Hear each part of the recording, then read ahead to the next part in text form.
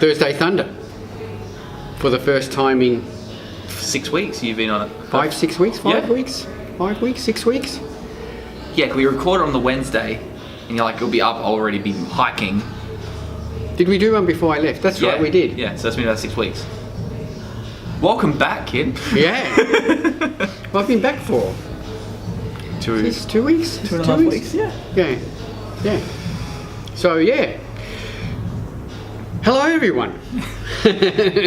Don't know what to do anymore. Yeah, well, as I said the last one, Kimmo went to Nepal for 3 weeks to trek, and of course he survived. Yeah. The pole did get tallied, and you did survive. So there we go. Yep. Yeah. Yeah, so I went walking the Himalayas, which was really cool, for 3 and a bit weeks. I dropped 4 kilos. Mm-hmm. 4 kilos. Lived on pretty well a vegetarian diet for the whole time on the trek, 3 weeks. Yep. Because they reckon that even if there is beef or chicken on the menu, not to have it. I probably would. That's how I get sick. So all I had was basically eggs and then just lots of vegetables and rice and beans and yeah, dropped 4 kilos. But not just the diet. I think maybe walking every day for 7 hours a day that's helped as well. But it was pretty cool. But I'm not going back. Yeah. Would you ever do it again? No. No. No. Well, not only because I've done it. Yeah. Yeah. So I've got no sort of. That's what I wanted to do for a long time, and I've got no aspirations to sort of go back and. Well, not there anyway. I mean, I've seen the Himalayas, and after a while, a big snow-capped mountain, they all start to look the same. It's the same one as yesterday. Well, they keep walking. That's right. And a lot of times it is the same one for 3 days because they're so huge. You're sort of walking around the mountain, so you can see it. You're just seeing it from different angles, but it was still pretty spectacular. What's been happening? Well, what's been happening since you were gone? I came back and you're huge. What are you weighing? 103 at the moment. 103. What did you weigh at the comp? 86. 86, so about nearly 20 kilos. Yeah. And people could ask me, what are you on? Yeah. And I just say, I'm eating everything in sight. And training like an animal. Yeah, and you've seen me eat. So, yes, yeah. I've seen you train. Yes. And you train a lot. And I think that is one of the secrets, you know, that if you bust your ass in the gym, you can then bust your ass at the fridge. Yeah. Sort of. Sort of. Well, you know what I mean. You can eat big. Yeah. If you're training really, really hard. Yeah. And the workouts Luke and I did when you were gone, because you had the program, we had no idea what we were doing. Yeah, so what did you do? I saw some of those. Tell our listeners and viewers what you did. So your workout consisted of dice? Yep, it was a dice. It was 2 die and a bowl of exercises which I rid up and tore up into individual bits and threw it in a bowl. So just like squats, for instance, bench press, etc., etc. About 45 different exercises. So what we did is you grab 2 dice and you roll those 2 dice. Whatever those numbers come together, that's how many exercises you pull out of the bowl. So you could get... So it could be 2 6, so it could be 12 exercises. Could be 12 exercises. Or it could be 2. Exactly, so you never know. Most of the days it was around 7 to 8 or 9, around that. Every now and then we got like 5, and that was great. Yeah. You would then, so for every exercise, for every number on the die, you pick an exercise out. First of all, you would pick an exercise out, and to say you got like deadlifts, you would then roll 1 die, and that'll determine how many sets you do. So the worst we did, we got 11 exercises and about 4 to 5 sets each. That took Luke and I about 2.5 hours. But yeah, it was. And was there deadlifts in there? It was deadlifts. It was pure agony. We did that 4 times a week, and it was. Yeah, we had no idea what we were doing. It's like, we're doing this now. But everything was tracked. Everything was. So technically, the next day you could get the same exercise. Yes. Well, no. Once you pick one out, they're out of the bowl until the next following week. But you might have. So you didn't throw them back in again. No. Yeah. But you might do deadlifts, and the next day you might get stiff leg deadlifts or deficit deadlifts. So you're ruined. Yeah. You have no idea. So if anyone can trick a body, that's how you trick your body. Because you don't even know what you're doing. But like I said, everything was tracked, everything was managed, so still made progressive overload and still applied that, and it worked very well. Now it's good to actually have a sort of set routine. Well, I came back weak. 9 hours a day walking, you know. It's incredible when you stop training. Well, it was 4 weeks all up that I didn't train, no weight training. and it is incredible the strength what I lost. Oh. But week 3 now back into my training, it's incredible how quickly it's coming back. Yeah, muscle memory is a very, very powerful thing. Yeah. So, and I think with initial strength, it's just because you're sort of back into the new. Once you get into the rhythm of things, you start getting the form back, and strength comes back with it. But yeah, no. Must admit though, not training for 4 weeks, I came back and my body felt so good, and still does. Like no niggles, no pains, no little aches, and everything disappeared except the blisters on my feet. Yeah. So I was itching to get back into training, and we're now going back into a measured program training again, which is really good, 4 days a week. So we train Monday, Tuesday, Wednesday off, Thursday, Friday, but you train every day. Yeah, I trained yesterday. I wasn't supposed to, but One of the gym members wanted you to train. Yeah, I saw you smashed him, left him lying on the ground. the funny thing is that was his routine. Yeah. I just got through it easier. Sorry, Ben. So so that's been happening. So I'm still keeping up my walking, which is, a lot of people are saying, why are you still doing that? Well, because I came back so fit. I felt really good. I want to still stay fit. So I want to incorporate still that fitness side to my training as well as the strength training, because I feel really good. That's good. And I've only put on 1.5, 2 kilos since we came back. And I've noticed the deadlift has gone up quite quickly. Yeah, but it's still way off. Yeah, it's still way off, but the first session we got back was 5x5 140, and you struggled through that. I struggled to get 5x5 at 140, but it's starting to now get into a bit of a rhythm. So we've got deadlifts again tomorrow, so I'm looking forward to that. Yeah, it is tomorrow. Yeah. Great. Exciting. So there's been a lot of shows, the IFBB Pro League comp season is, so there's been lots of shows, we're not going to go through them all, but one of the things that I picked up on was with the New York Pro, I think it was, Regan Grimes, who was an open level bodybuilder, a young guy, did fairly all right. He did all right in his pro shows, but he debuted in Classic Physique and won it. Now, that's fair enough, but what's interesting is that the Classic Physique cutoff for his weight, his height, is 220 pounds. So about 95 kilos. Something like that. Apparently on the Wednesday before the Saturday show, Regan weighed in at 242. So 11 kilos, so he was over 106, give or take. So he dropped, then he got in touch with his coach, who's Chris Aceto, and this is actually Chris Aceto said this on a podcast, and said that he wants to suck down to Classic Physique, and Chris said, well, that's 220, you need to drop 22 pounds. Yeah. And they dropped 22 pounds from Wednesday to Saturday. Yeah, I don't see how that's physically possible. And Regan came in and he won the show. Yeah. He won the Classic Physique and qualified for the Olympia, and he looked really, really good. He had a tight, tiny waist, which is those lines you want for Classic Physique, big flaring lats and quads. He looked really good. So he came in, weighed in dead on 220 apparently, and then filled out most probably to 225, 230 on stage, which you can do after the weigh. But 22 pounds or 10 kilos in 3 days. Yeah, I don't see how it's like, I can't get any words out. I don't get it. They didn't go into on what they did, but I'm sure there was a protocol involved, and dropping a lot of fluid, etc. And most probably shitloads of cardio. 12 hours a day. Yeah, no but food. You would think that if you did that, you'd come looking just shit, flat, horrible. Stringy. But he didn't. He looked really good. So, but his problem is that Regan is a tall guy, and he really is an open level bodybuilder. Yeah, he is, definitely. He used to compete in the 240s, 250s. He got as high as 300 when he went to... When he was in Dubai. In Dubai, in Kuwait, with the Camel crew. So he's not a little guy, and he's now says he wants to do the Olympia Classic Physique, but he's got to now try and hold 220 or not build any muscle or anything, which for him, it'll be hard because he's a big guy who builds a lot of muscle. Very. So that was just interesting snippet out of those comps.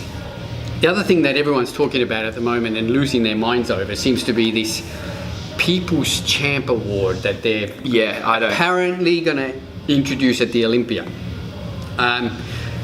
They haven't sort of said anything on what they're going to do. Is they're going to choose, apart from the judges, the audience can choose a People's Champ Award. You have to be in the audience apparently to do it. Yeah. I don't know how they're going to do it. You know, someone was talking about that it's going to be done via an app.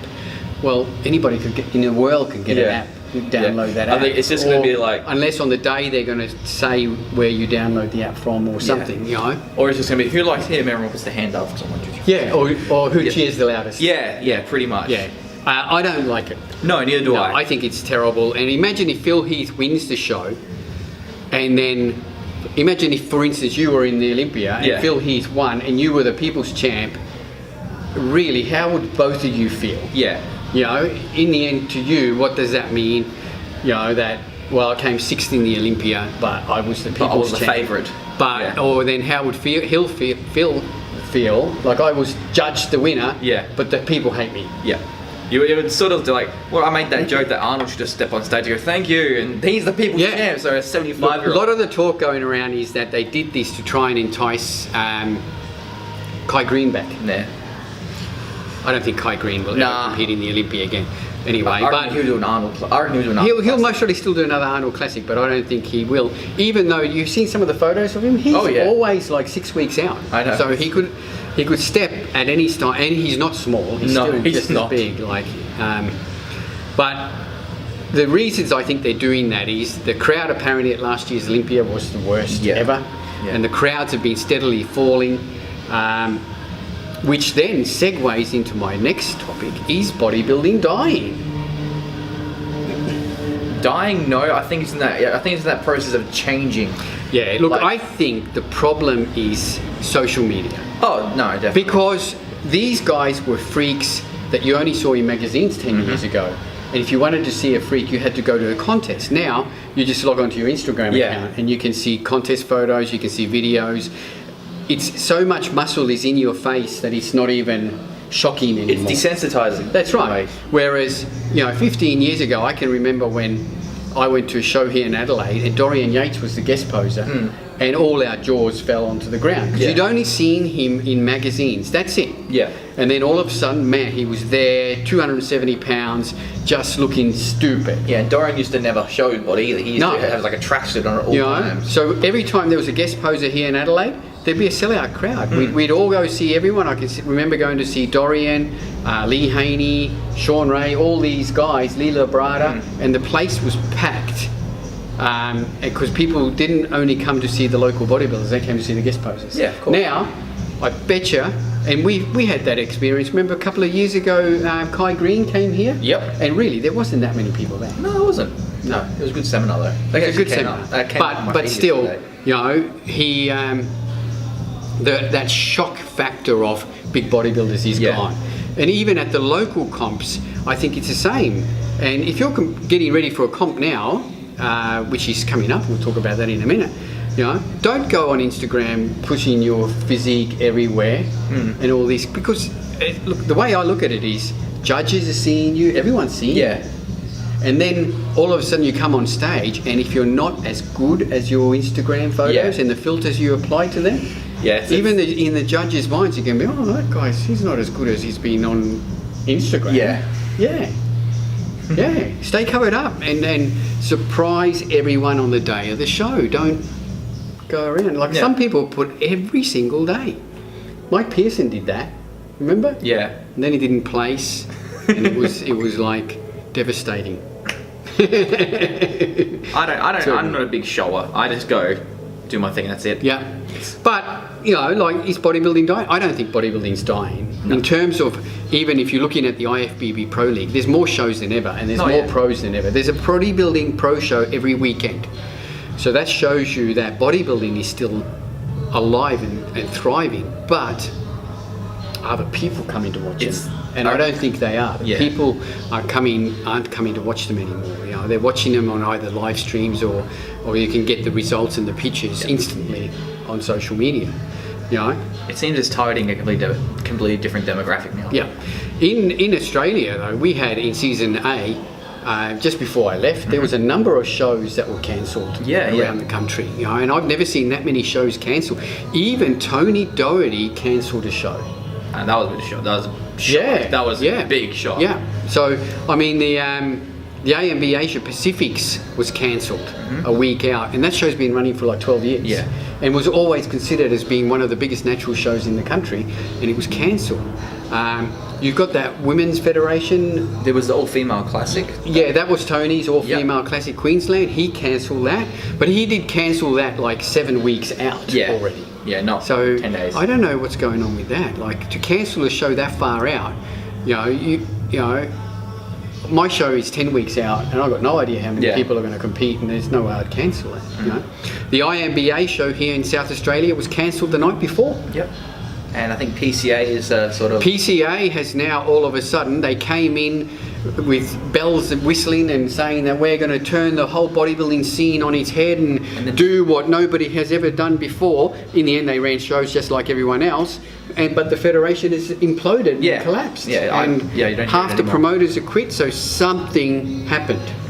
And I haven't been able to really find out. No, I don't think you will. It's going to be very under wraps. And look, the promoter here in South Australia was a really good guy, and we had a chat, but he didn't tell me really what happened, and frankly it's none of my business. You know, but you know, somebody then told me that shows you that bodybuilding is dying. No, I don't think so. What it shows me is that there's way too many federations. That's all. Yeah. There's way too many federations. They're all trying to get competitors in. The competitors can only afford to do 1 or 2 shows, you know, and their body will only hold up for 1 or 2 shows. Yeah. So they're being very picky on what shows they do. Yeah, most of them go for like, oh, it's easier. This show is too hard. Well, that's what it was happening with all the federations, you know. Some people were picking the ones that were having only the small amounts of competitors, you know. I think we touched on it a few times where if you want to be the best in a show, wouldn't you want to place against the best people? Yeah. If you place, you place. If you don't, you don't. That's right. Yeah. So no point going into a show and being 2 out of 2 and then getting second and say I placed 2. Season B will be interesting. Yeah. On how many federations / shows are back out. ICN is still going strong, obviously, and we've got our show coming up in 10 weeks' time, 10 and a half weeks' time. And all the ICN shows around the country were still really big shows, you know. I think the IFBB are going to do well, and they just really hang on the Arnold Classic. Yeah. If they didn't have the Arnold Classic, I reckon the IFBB would have been screwed. It would die. Yeah. You know, NABA's still around, but they tend to be going more for the WFF look. So AMB, and then you had all those other fringe federations who are now falling by the wayside. So interesting times. We've got a new massage therapist here at the gym. We do. Yeah. So we have got Gary Taylor from Taylor Made Massage. We should get Gary on the podcast one day. Yeah, definitely. Like, he is smart. He is very good. So I had my first massage with Gary last Thursday, and I must admit I have never ever in my life had a massage like that. No, Ever. I was literally right after you, and I know what you're talking about. Yeah. It was, and not in terms of relaxing and falling asleep. No. Was it uncomfortable? Shit, yes. Yeah. But man, does Gary know his stuff about the human body? Oh yeah. He picked up stuff that I hadn't even talked about yet in terms of what I'm feeling, and he'd pick him up just by touching, even looking on how my body is. Like, oh, that looks not right. That hurt, and do this. That's right. Yeah. So Gary is available here at the gym on Thursdays from 4 till 10. If you go onto the Australian Muscle the Gym page, you will find a number of posts with Gary, and he's got his phone number on there. You can just book with Gary. You don't have to be a gym member. Anybody can come, obviously. Yep. Yeah, he's got his own nice heated massage room here. And I thoroughly cannot recommend this guy. No, definitely. Yeah. It's full remedial, deep tissue. Full remedial. Bite the pillow. Front and back, starting from your toes right up to the top of your head. It was incredible massage. Yeah. I cried. I cried. It was painful, but But I'm looking forward to the next one. I'm more in fear of the next one. Yeah, because he did tell me, he goes, I'll go easy on you because, you know, it's just the first one, and I'd only just trained legs the day before and my quads were sore, so he really didn't even hit the IT bands. No. And they are horrible when people start digging in there. Yeah, he did my rotator cuff from the front. Yeah. That was the most unusual feeling, underneath the lat, right up. Yeah, he did Yeah. that. It went underneath the lat and right in. Yeah, that was, I couldn't even describe the pain. Yep. Tailor-made massage, Thursdays here at the gym. Obviously, as Gary's demand increases, he will add extra days. Yes, yep. Yep. But not only that, if you don't have to have a massage with Gary here. You can obviously call him if you need a massage. He does have his own clinic as well in the northern suburbs, and you can obviously book in at any time with him. But he's here on Thursdays. I had a training question yesterday when I was at the shop at Millswood. Yep. I had someone ask me, because I always ask everyone how their training's going, and he asked me, should I be mixing up my workout my training every workout? And what he does is, apparently every time he goes in, if he's training chest, he does a totally different chest workout. Yeah. And every time he does legs, he does a totally different leg workout, because he was telling me he's read that he needs to do that to shock his muscle. You want to shock your muscle? Put more weight on the bar. Yeah, that works. Look, I told him straight out that I don't think you should do that. I think you should go onto a program and you should measure your progress on that program by repeatedly doing it over and over again, adding more weight, trying to get stronger. If you go in every workout and change everything around, you're not going to be able to do that. Yeah, definitely. You can increase your bench 10 kilos, it'll increase everything else 10 kilos. Exactly right. You increase your dumbbell fly 10 kilos, not going to increase your bench 10 kilos. No, exactly right. So I would suggest that you do a program, you stick to that program, you keep records of the lifts, the major lifts. You don't have to do them all of them if you don't want to, but the major lifts, and the next time you come in and you try to beat them. Yeah. Now you can download rep calculators. Yep. And you can put in your reps into that. So for instance, if you did 150 on leg press for 35 reps, you put that into your rep calculator, and that will give you a projected 1 rep maximum of, say, 400. We'll just say 400. Yep. And you think, all right, next week I'm going to go to 160. How many do I need to do 400? You put that into your calculator and you will see, yep, I will need to do 27 reps. Yeah. And you have got a goal and a target straight away. And if you reach that target, you have progressed. Yep, and then you go heavier and you do it again. And you do it heavier and you do it again. And when people ask how many reps you're doing, I don't know, as much as I can do before I pass out. That's right.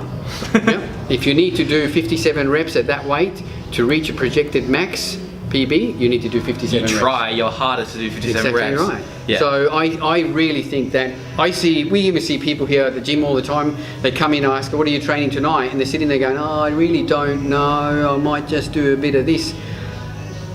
I cannot walk into that gym floor if I don't have a plan. Yeah, I have a little bit of an anxiety attack. Yeah, I need to know exactly what I'm doing, the weights that I'm going for, everything. And people might say that that's pedantic and it's going to be boring or whatever. No, it's not. You have a goal. I have a training goal every single workout. Yeah.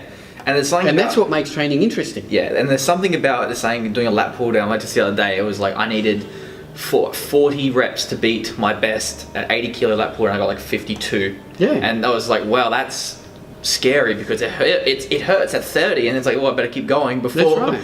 But I know I've made progress. Yeah.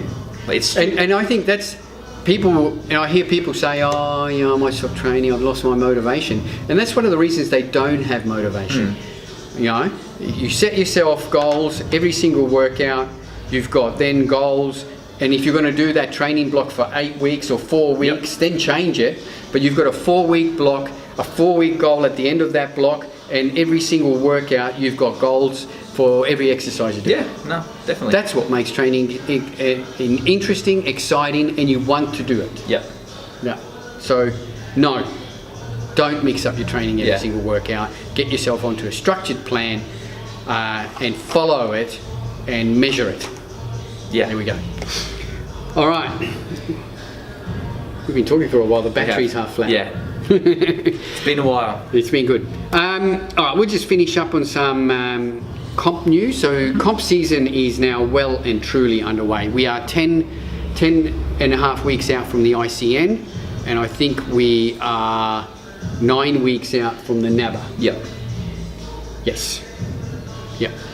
So they're the shows at the moment that I know of that have been put up there. So you've got NABA on the 1st of September, and you've got the ICN on the 9th. Yeah. It's gonna be a good day. It's gonna be my birthday. People's blessing happy Where? birthday. September 9th. Is that? Yeah.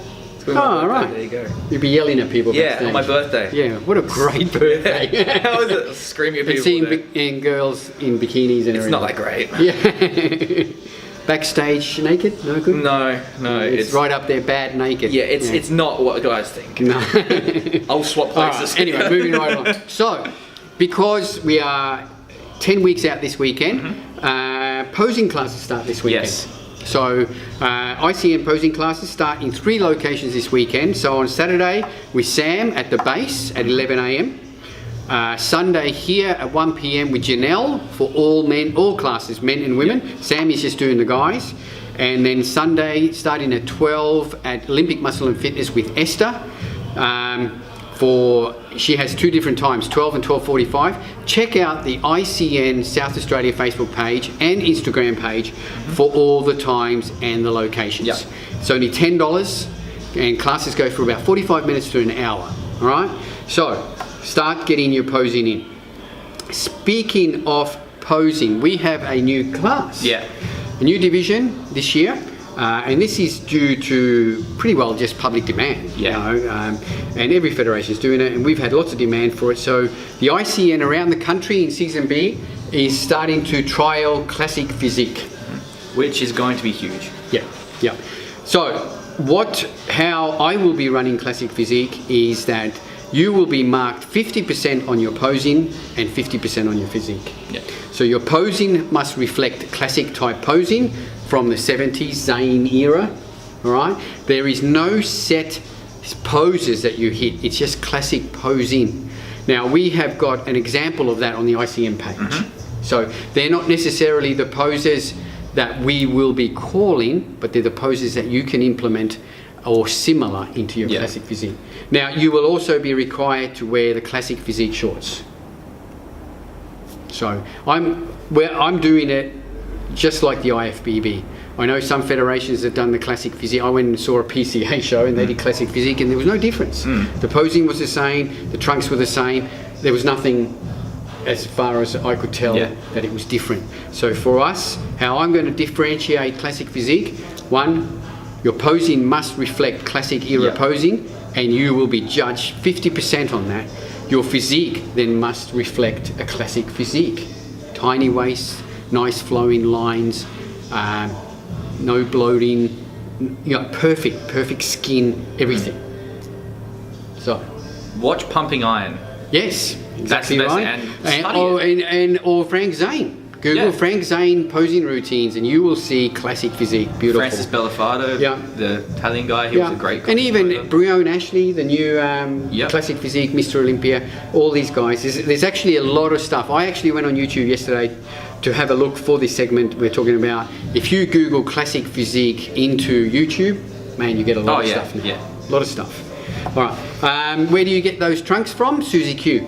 I messaged Susie Q yesterday, and yes, she makes classic physique trunks. So when you get your bodybuilding trunks, you can get your classic physique trunks. Now this division is open to all men. So if you are a men's fitness guy or a men's physique guy, you can do classic physique as your second division. All right. So the other thing that we'll quickly touch on before we cover off. We have got a ICN Get Stage Ready seminar on the 8th of July. This is held at the Iron Industry Gym again in the city on Sunday, the 8th of July at 1 p.m. Again, go to the ICN South Australia Facebook page. You will find all details on this seminar where we will be talking obviously about the new divisions, the posing criterias, everything else. If you've never competed before, this is a must for you to attend. To get more information on this seminar, go to the ICN South Australia page and you will see events And even if you scroll down, it'll be right there at the top. Yep. All the details are there. 1 p.m. July the 8th at Iron Industry Gym in the city. That's on Light Square. There's plenty of parking, free parking at the time of the day. So no issues there. We'll see you there. A must if you are a first-time competitor. I really can't. And even if any of the coaches are watching this, come along, just so that you get up to speed with all the divisions, etc., everything that's going on. That's it. That's it. We're done. Yep. We've got to stop because the battery's going to run out. We're going to see you guys next week, Thursday. Any questions, hit us up on Facebook, Instagram, even private messages. And have a great weekend, and we will see you guys next week. Bye-bye.